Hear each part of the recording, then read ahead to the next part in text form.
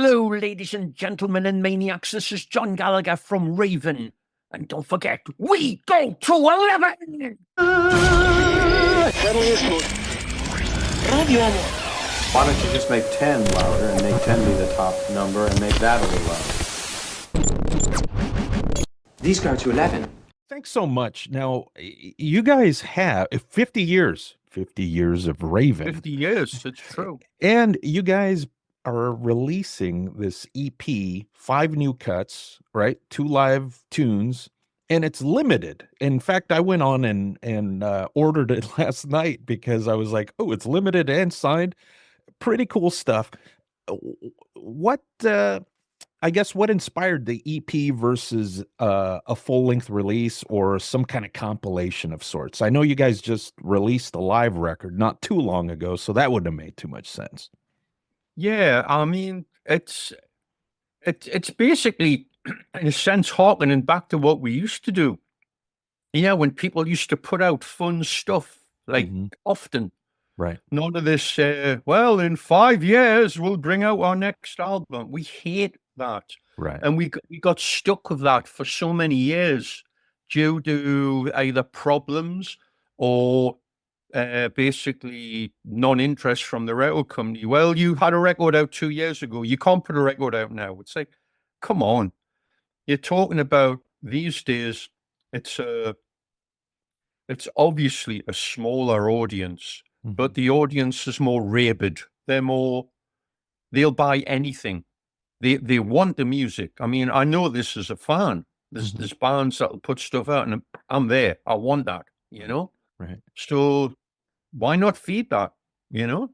I always get, one of the main questions, what are you doing next? What are you doing next? Right. So rather than wait for Mike to now complete his new studio, which hopefully will be in, I don't know, 3 or 4 months, and then we can start getting to work on the next record. We just said, well, it's been, I don't know how long now, 18 months, nearly 2 years since the last one. Sure. Let's, put this out. We have so many songs, and we're one of those bands that's very prolific, so that there's a lot of material and it's good, and just putting out an album every 2 years isn't really enough, so we figured this would be a goodie, a definite goodie for the fans. 5 brand new songs, you got 3 live tracks, great artwork, great package, and it's really pointing to where we're going. We're pushing the envelope. It's Raven on steroids, just a little more. Up the toes. So what inspired the title? The title, Can't Take Away the Fire. I think the lyrics just, it came from this. There was a bunch of things over lockdown and people just, trying to stop you doing what you're doing. And it's basically, it's just a call out against that. It's just like, you're not going to be able to, you can't kill rock and roll is the the tired trope, but it's true. You can't. So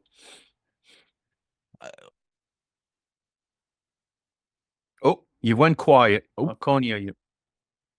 Nope, you are off.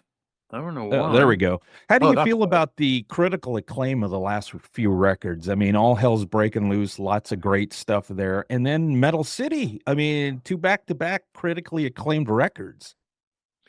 Yeah, I mean, it's an upclaim. It's, progressive. It's we're very happy. I mean, the reviews we had for All Hell's Breaking Loose really were overall the best reviews we've ever had in our career. And that's, when you've got a bunch of old farts like us, we've been around for 50 years, to be in that position in our career is a very good thing.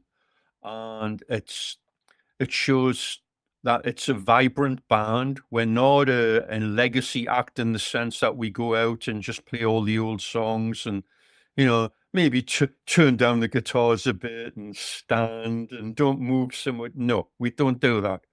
It's intense. There's as much energy, if not more, now than there ever was. We enjoy it more now than we ever did because we appreciate it more.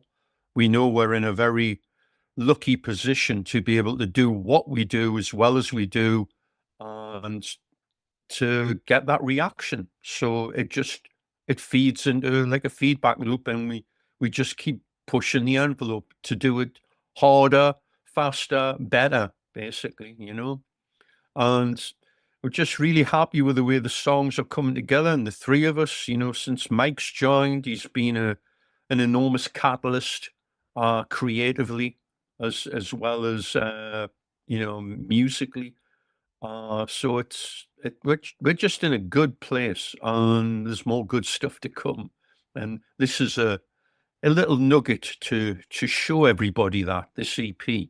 Right. And favorite tunes on the for me anyways that I'm listening to most frequently, Black and Blue is a good one, and that one opens the EP, and Power Hungry. So if you could tell us a little bit about those two tunes, because they capture the essence of what Raven's all about, I think. Yeah, that was something I'd been fooling around with for a long time, and I played it to Mike, and he goes, "Can you play it faster?" It's his favorite line. I'm like, "Yeah, how fast do you want it?" He goes, "Go nuts." So we went nuts, and Mark just delivers. He just delivers so hard on this, and that song still blows me away. I put it on and say, "Whoa, okay, they're in top gear." Um, you know, and that means something coming from All Hell's Breaking Loose, where there's some intense stuff on there. So Right. this definitely pushes it. And then Power Hungry it's a bit more of our roots, It's got a lot of rock and roll in it, but it's the little left turns, the little stops and Right. starts. That's the stuff that's fun for us, and Right. really, it's like the icing on the cake. You have a good verse, you have a good chorus, you try to have a good melody, but then those little left turns and the little crazy parts, it elevates it to something else. Right, right. I know you guys are huge rock and roll fans and stuff, and you've covered some classics in the past. I mean, have you ever considered going back and maybe covering some tunes from like the 50s, like doing an entire album and then just adding the Raven spin to that? That would be fun. And the other thing we laugh and say is that you could take an awful lot of our material and it could be done big band. That's true. That's All true. Right. that. Yeah. Yeah. Totally that. We roll around the floor laughing, going, yeah, we weren't really a fan of that, but it's obviously in our blood somehow. Right. And you guys always have that level of that melodic hook. You know what I mean? You guys are playing heavy music, but it's always got that hook to it, regardless of whether it's the early stuff. You did get into some more of the commercial stuff there in the 80s. I mean, I think there were some fans that were kind of turned off by that, but for me, it was kind of a weird time because that's kind of when I discovered Raven. So, it was like the pack is back, and life's a bitch, and then went back, and then now forward. But can you tell us a little bit about those melodic albums from the 80s? I mean, what's your thoughts on those now? Because I mean, they're kind of, I mean, they are somewhat controversial, I think, at that point, when you guys were recording those albums, issued those albums, people were like, "What's going on with Raven?" I mean, I To, enjoyed to them because that's me, where I discovered the band. the only commercial one is The Pack is Back. Stay Hard is a heavy record. Yeah, it's got commercial edges on it, but it's a natural progression from All for One. Uh, the Pack is Back was, conceived and delivered as a very commercial album. And our sound, that's a part of our sound. But when it encroaches on everything else, then it's not Raven anymore. Hmm. And that was happening on some of the tracks on that album. And there were a lot of factors, the drums were played with click track, which ruined on many songs the push and pull between the guitar and the drums, where, Mark would be trying to play faster and Rob would pull it back. And there was that push and pull, which is so important. It's all about the feel. And, you kind of don't know what you've got until it's disappeared with that. Right. So there was a lot of soul searching after the pack was back, and that's when we went in and did the Mad EP, which was an awful lot heavier and truer to our roots, and Life's a Bitch, which was right back on track. Right. But it's a balancing act. There's the chaos and the structure and the noise and the melody, and they've all got to be. It's like baking a cake. They've all got to be just right for it to rise properly. Sure. And, unfortunately, we had to do what you do when you get experience. You have to screw up occasionally. Well, the one record you haven't mentioned from that era, Stay Hard. What's thoughts on that one, thinking back now? Yeah, Stay Hard to me is just a progression from All for One. The song Stay Hard could have definitely been on All for One. You've got heavy songs like Extract the Action, When the Going Gets Tough, experimental stuff like The Power and the Glory. And I love the instrumental. The instrumental is what we were talking about before. That really is. We were joking around doing the big band thing. Right. And Alex Perialis, who was, assistant engineering at Pyramid Studios, said, I know a horn section. Do you guys want to go for this? And we were like, absolutely, bring it on. Let's do it. And it's fantastic, Yeah. Yeah, and that's one of those things. You use the real deal, not samples. Oh no. And especially back then, samples would have been awful. I'm sure there's people can manipulate it to sound pretty good now, but if you hear that, when they fade in, and those guys are amazing. The horn section like that, they're just fantastic. It was a pleasure watching them do the thing and figure it out, and like, oh God, that's a high note. Can you hit that one? Yeah, I'll have a bash, and boom, Another record I want to throw out there from the past, just since I have you on right now at the moment, Nothing Exceeds Like Excess. That record, I like it. I love it. It's another one of those records that I always go to on a regular basis. Not probably one of the ones that, not like the classic stuff, but still pretty good stuff. Thinking back on that one, what's your thoughts on that record? I think it's a great album. It's got great songs. We had a lot of piss and vinegar around us at that point because we'd had the falling out with Atlantic, where we told them we'd rather leave than deal with the Spinal Tap level of business people they had there who might as well have been selling Sharpies, I think. Oh, jeez. So we had a lot to prove, and Rob had left the band, and we wrote a lot of songs, and then we got Joe Hasselvander in, who was kicked us up the arse. Great player, great writer, great guitar player, and it's we did it on a shoestring budget, but it's got great songs from top to bottom. You can't get more controversial than Die for Allah. Especially now. Yeah, no I think kidding. we put that out now, we'd get shot or something. But it only speaks the truth. Yeah, right. And you've got the commercial edges are on there. Things like In the Name of the Lord and The King. The King's a great song. Yeah. Hard as Nails and the heavies there with Into the Jaws of Death. So yeah, I like the album a lot. Yeah, you're going to make me dust that one off and listen to it tonight, I think. I mean, all those tunes are, I know them front and back, Yeah, I mean, that they've all got their ups and downs, but there's definitely good material on all of those albums. I mean, yeah, they're my kids, so I'm going to say that. Yeah. But it's true. Once it came through to Extermination, we really sat down and said, I'm fed up with people saying, "Oh, yeah, you guys are great. We love the first 3 albums." Right. So there's another 10 there. What do we do? How do we do this? And we really went super anal and super intense on the pre-production and the writing process to go, okay, this goes here. What is this part? Is it necessary, or could it be better, or should we extend it? All these different options, and really hammer down hard, because sometimes you'll just do stuff on the fly, and the energy you'll pull it through.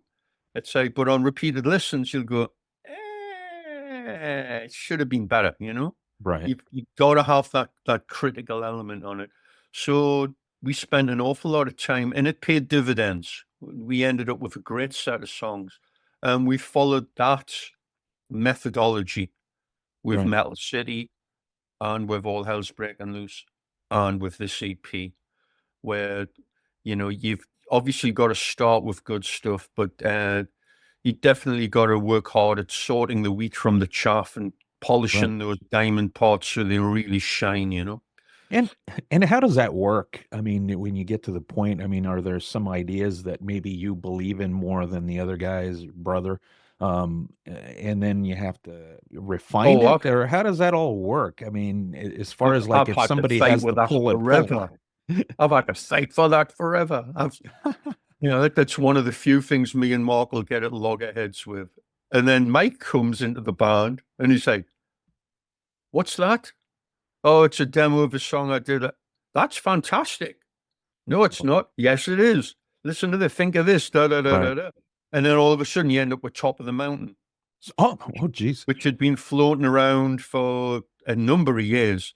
And wow, I changed one or two small parts, and all of a sudden, boom, we had a great song. So I'll just pick up a guitar and, I'll go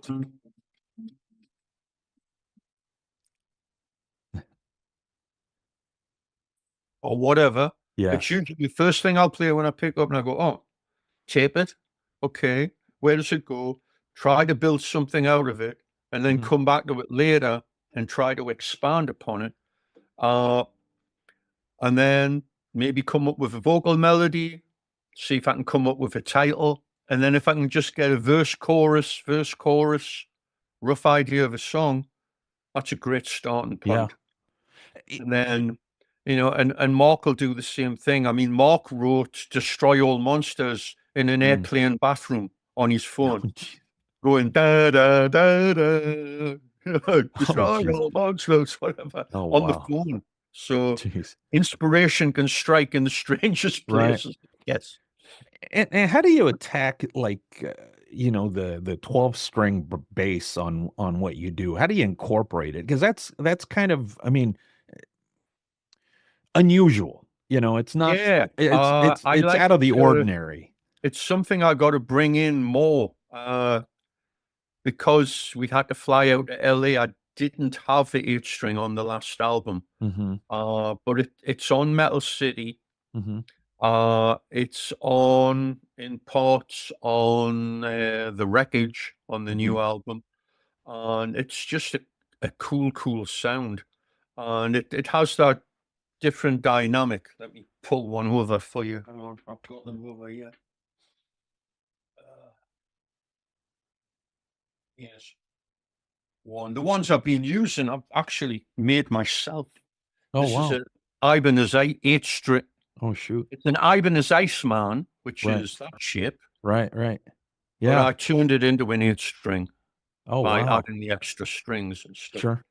And it has this beautiful, like a 12-string guitar that, don't know if you can hear that. Not too well, but yeah, no, it's a nice guitar. I mean, it's got that whole Paul Stanley Iceman shape Yeah, to it, that's which the is shape. always a And so, classic. clean with a Yeah. little delay and chorus. It's this huge picking sound that Mark can play guitar parts on top of. And then, of course, you play it dirty and it sounds like a bulldozer. It's like a Right. guitar and a bass at the same time. Right. Right. Nice. It's just a fantastic instrument. So, Jace. yeah, I've got lots of cool eight-string parts written with a couple of songs in mind. So we'll see what comes out. Right. And as far as touring, I mean, you guys are always touring North America, touring anywhere, you guys can get booked and stuff. How's that for you guys as you age? I mean, we all age. How do you guys keep yourselves in touring shape so you don't wind up missing any shows either due illness or just the aches and pains? Well, touch wood, I can only remember one show that we missed, and that was about 10 years ago. Hmm. Due to a truck breaking down, and we had to rent a van and throw the bare minimum of gear in and try to Right. drive from Seattle to Idaho. And the time change killed us. Uh, We yeah. were, because you lost an hour Yeah, and you there was lost no the way hour. we were going to make it. So we had to make that show up like a year or two later. But touch wood, we're okay. I mean, Mark's been soldiering on with health issues for a long, long time, and he's actually going in to get some of those fixed Mm, over the next few months. He's got, he had that terrible accident in right. 2001 where he nearly died and his Right. legs got crushed.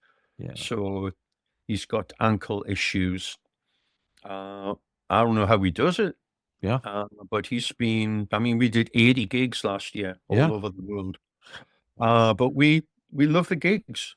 The traveling can get tough. I mean, we Yeah. had a stretch there back in, I think it was October. We did 10 shows in South America in like 12 days, and they were all fly dates. Hmm.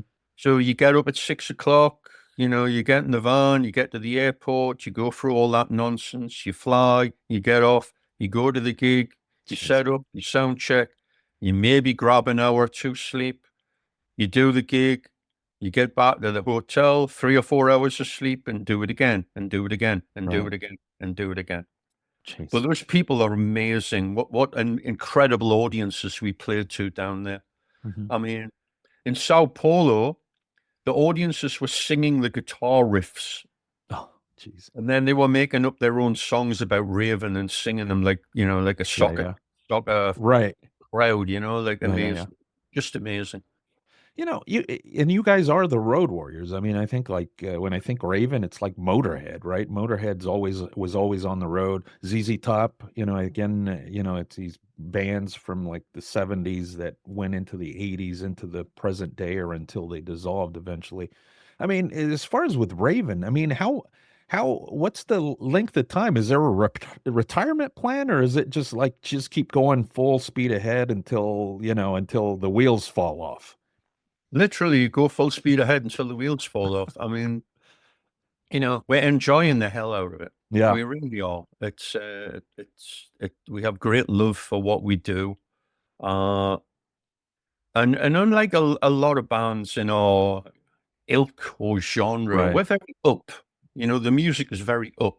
It Sure. can be very heavy, very aggressive, very crazy, but it's always up. It's Mhm. not dour or down or miserable or really doomy. I mean, occasionally we'll dabble in some of those things, but Right. overall, it's all done with a wink in the eye and a Sure. smile. So Right. that translates into how we deal with everything else. I mean, uh, the job of being in a metal band on the road is not easy. Right. And if you were doing it for pay, you would ask for outrageous amounts of money. We do it for love. Right. So, you know, the hours per day you're in doing stuff, and we're pretty much self-sufficient. We don't take a lot of people out on the road. We take care of it all ourselves. So it's it's a lot of responsibility and pressure and all the rest of it. And we have a responsibility to the fans that, we've got a reputation and we have to uphold that or go beyond it at every time. Right. Right. But we thrive on that. Yeah. And, and there's still new worlds to conquer. There's still audiences that haven't seen us. We want to go out and do some opening slots with some other bands Mm. just to reach different people to get out there and do it. We love that challenge, and that was going great for us until the pandemic hit, Right. Right. and it knocked us back a few years with that. But what we're getting there. Is there a particular band on your wish list that you guys would like to support? I mean, I think you guys can go over well with a heavy melodic hard rock band or a power metal or just anything in between. I think you guys could slot in well as far as like providing support because you guys have that heaviness yet that melodic and that catchiness to the riffs and the choruses and hooks and all that stuff we've been talking about. What's strange is we found out we've been on the bill on a number of festivals that were primarily death metal and black Sure. metal. Right. We played a one in 2022. That was the day before the gig we played with Metallica down in Right. Florida. So this was a festival in Atlanta. Hmm. And I mean, the band that came on after us who closed the show was Deicide. Oh, okay. Yeah. So it I was bands definitely. like that. Right. And the audience loved us Right. because we were so different. I think it was just a breath of fresh air Right. from hearing what those guys do to hearing what we do. Because obviously, it's clearer. The riffs are there. We're not playing at, the insane speeds and stuff that those guys are doing necessarily. But that's happened a few times, and we go like, "Oh, how are we going to be, Right. received here?" Right. And this respect. It's like we know the history. We know you guys. We grew up on it. We love it, Mm-hmm. and that's wonderful.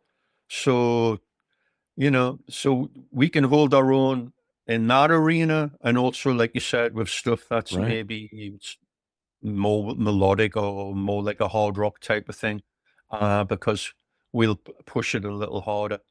So, I'm open. Right. Uh, it's basically we want to play to people. Right. That's what it's all about.